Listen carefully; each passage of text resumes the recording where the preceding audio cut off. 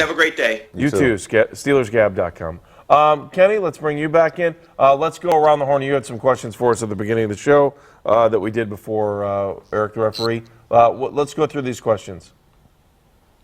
All right, let me cue it up here. 1 second. Oh, okay. Mr. I'm not ready here. 10 minutes left to go on the show. All right, I agree with Lodi. This is the Browns' best chance to beat the Steelers because Roethlisberger should be healthy for that final game at home. Yeah, I do think this. I mean, if they're going to have a chance to get a win, this is it.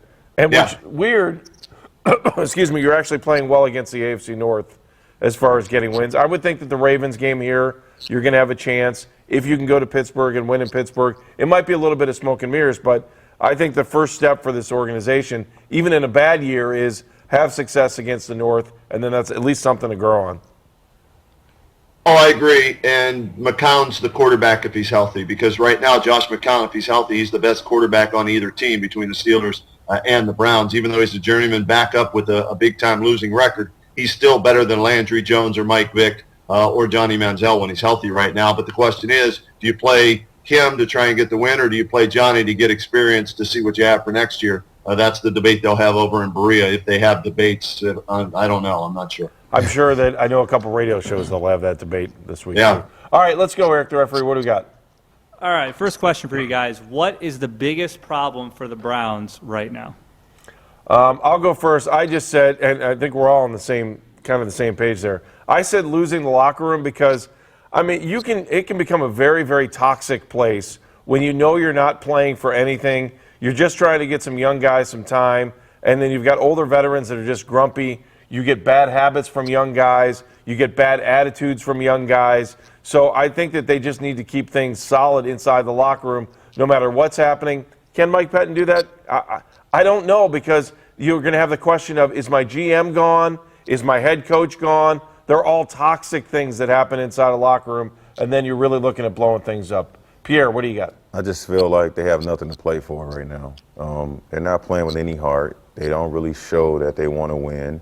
You know, that offsides play last week was just like a killer.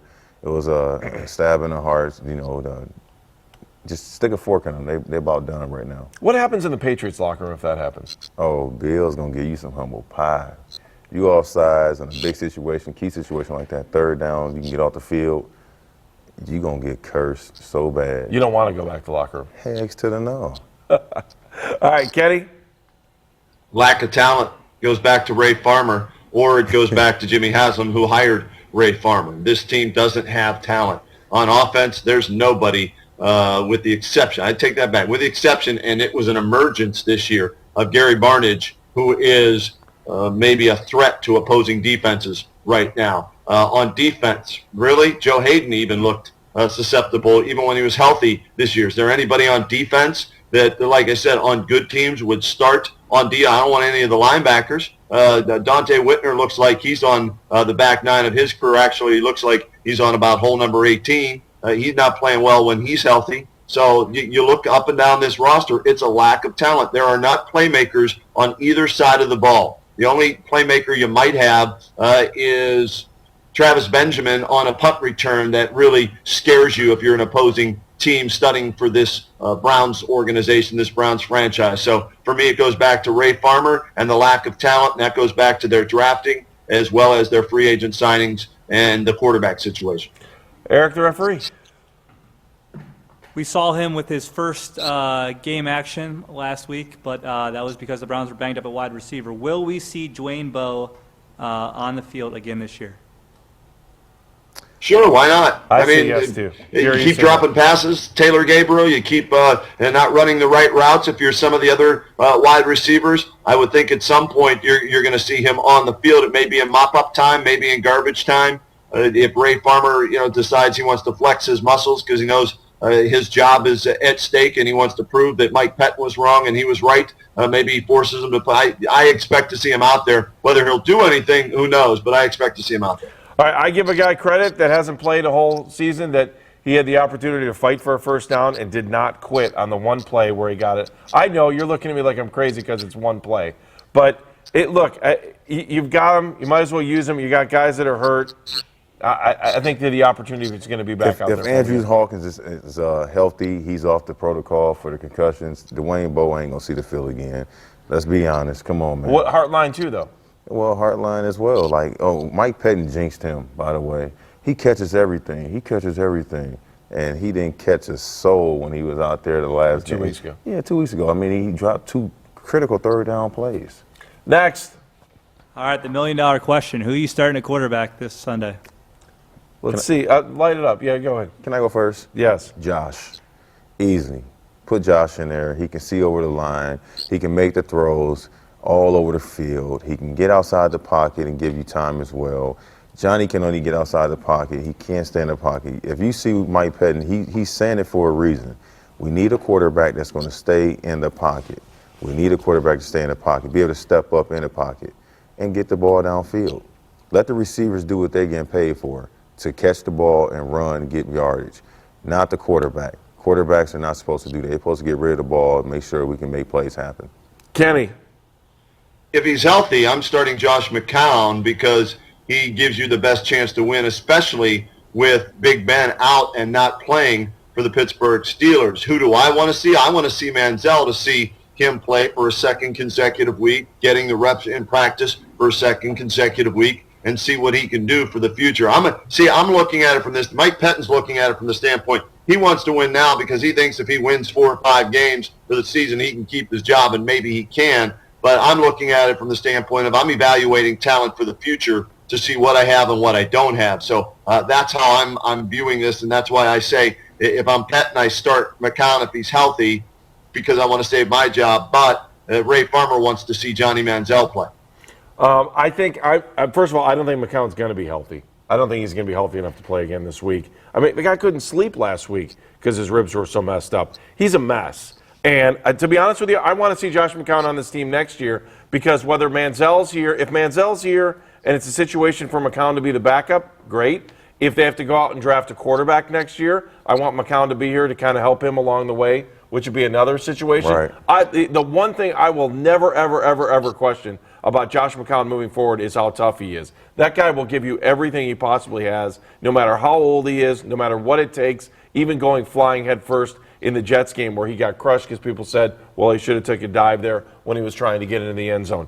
And the other reason I want to see Manziel play, not only because I want to know what's going to happen in the draft, if Manziel turns out to be something, I want him to get experience in Pittsburgh. I want him to be able to go into these other AFC North venues and have the opportunity to not worry about where the bathroom is or to not worry about what do I need to do to get ready for a game here, or to know what Steeler fans are like, to know what that's like. I think that's valuable experience for him if he is going to be the quarterback going down the road. Is that worthwhile or not? It is. He's going to be scared up there in Pittsburgh, though. Those fans are going to scare the hell out of him. And then when you go to Baltimore as well, I mean, you got some crazy fans in different places. And, I mean, if they don't like you, they don't like you. Where's the scariest place you ever played? I say that one, when we went 16-0 and we was in Baltimore, man, they fans was going nuts. I mean, after Bart Scott got in trouble and going all crazy, they fans was acting the same way, and they was drunk. They was throwing beer and stuff at my cousins, and oh yeah, they were about to get into fights, and we had to go outside. We went outside in the back behind the stadium. People were calling us all out our names. You MFers, I'm gonna kill you. So you know me, I'm down for whatever. Yeah, I know, but you got to keep your job. Last question for you guys. Sure. Is it crazy for fans to cheer for the Browns to lose now that they're thinking that they're probably not going to make the playoffs and they want a high draft pick? I don't ever cheer for losing. Man, It worked for the Cavaliers with LeBron James, didn't it? And Andrew Wiggins, we called it another ping pong ball in the hopper. If you're the only way you're going to get better is if you have a high draft pick. Having said that, Pierre, I see you shaking your head. Having said that, if this same front office is in place, doesn't matter where they end up in the draft, they're going to screw it up. So for me, I clean house, I blow it up, I start it all over again. I'm bringing in a new general manager. I'm bringing in a new head coach, O coordinator, D coordinator. I'm finding the best of the best that's out there. And I'm bringing somebody in that can pick talent because Ray Farmer obviously can't. So while you'd like to have that high draft pick, it doesn't matter. Listen, the one thing is don't forget the Cavs almost screwed that up. Remember, they won the last day of the season. And then we needed a coin flip to get LeBron. right? Oh, yeah, they split with the Denver Nuggets. Oh, it was Denver, They ended that's up right. tied with the same record as the Denver Nuggets, and they split the percentage and got the one extra ping pong ball, which maybe – but then again, come on, David Stern wasn't going to let LeBron go anywhere else. And then my other mantra for the rest of the season, I got to make sure I say it, WWPD. That's my mantra for the rest of the year. What would Peyton do? When Peyton Manning's here next year running the organization, Man, WWPD. Stop it. Listen, Peyton Manning's going to play another year in Denver, man. He's going to play another year. Why? Why should he play another year in man, Denver? you know Let what? it go. He's old. You're right, he's old, but as long as if he feel like he can keep playing, he can throw, he can get the ball out there, he's going to do it. And plus, they're still unbeaten, right? Yeah, let's Exactly. do No, final they thoughts. lost last night. They did. Yeah, they're done. Oh, well. Season's over. No, the season ain't over for them. Season's now. over. Oh, They come on. can't beat your Peyton's trying to Patriots. find Come a on, house as long in as Tom Strongsville. Brady plays, Hey, know no. Peyton ain't beating Tom Brady. Look. Peyton Manning may be one of the most overrated quarterbacks in the history of the game. Consider if you go win-loss and count Super Bowls and big-time performances in playoff games, he may be one of the most overrated quarterbacks out But there. Numbers will look great. he I'll be take Tom good- Brady over Peyton Manning 10 times out of 10. Will he be a good director of football operations? President of football operations? You know who I would say if once everything is done, Yeah. let's go get Tom Brady. I'll have him come and evaluate some dog talent. We can get Willie McGinnis back up in here. I'm telling you. Oh, my God. Oh, last time Willie was here, I'm didn't work real well talking here. about evaluating talent. I ain't talking about playing. Oh, God. man, how he has sizzle- already stolen Listen, so much he's money from hot this sizzle. organization. Listen. He's bringing Willie Hey, McGinnis what back. about- Hey, while we're at it, why don't we bring Mike Williams. Holmgren back? Hell no. Excuse my man. Boy, You boy, can say bye. whatever you want. You Listen, can say what you want. It's dogs on the run. Andy You're wants right, you to but swear. I'm watching myself, man. I went to church, you know what I'm saying? I'm trying to do right. Hell to the no.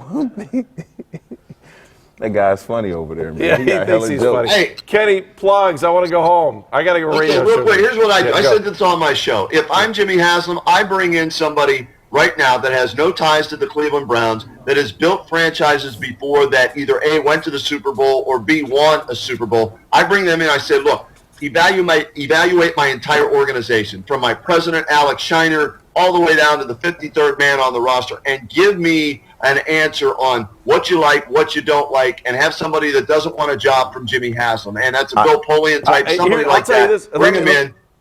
Consultant, evaluate the team, and then make decisions based off of that. That's what I would do if I'm Jimmy Haslam at this point. As far as me, I've got my show Monday through Friday, WHBC in Canton, 1480 AM. You can download the app at the iTunes App Store and everything along those lines. We'll be talking Browns, of course, unfortunately. We'll talk a lot of Ohio State. Hopefully JT Barrett will be back this week. He learned his lesson. And, of course, we'll talk Cavaliers. LeBron and the fellas outstanding yesterday, getting the job done. And, we have some positive things to talk about in the state of Ohio when it comes to sports. It's the Cavaliers. It's the Ohio State Buckeyes. Kenny, thank you very much. The Browns are worth, I think, $500 million more than when Jimmy bought the team. I don't think Alex Shiner has anything to do with football ops anymore. Nothing. I don't think he Let's has hope anything. not, because if he thinks he can add some insight, he's out of his mind. He made doesn't. Jimmy money. His job is probably safe, but don't try and meddle with the football side of things. All right, Kenny. We'll see you later. Pierre, what do you got? Floyd Reese. Floyd Reese. No Bill ties. Polian was another name that was coming Yeah, up. the other Bill day. Polian, Floyd Reese. All right, Eric the referee, you got anything? You want to plug anything? Any of your big shows coming up? Good morning, Cleveland. Monday through Friday, 4:37. Thank you. We're done. I'll see you on the radio a little bit later. Then I'll see you, of course, here on News Channel 5 throughout the week. Scarlet Saturday coming up on Saturday with Matt Wilhelm. All kinds of high school football coverage as well. You look on sharp Friday on and that, Saturday. too, by the way. On what? On Scarlet Saturday. Did you watch the late show or the early show? The early one. I didn't see the late one. Oh, you saw, we do that same studio right here. Well, It's the Scarlet Saturday studio. Can you be all right sitting on the Scarlet Saturday yeah, set? you know, I had no problem. All right, Pierre, I just want to make sure. Yeah. That's it. Thanks for watching. And if you're watching the repeat of this, the podcast on Newsnet 5, don't forget we are live every Monday at 7:30. Take care. That's Dogs on the Run.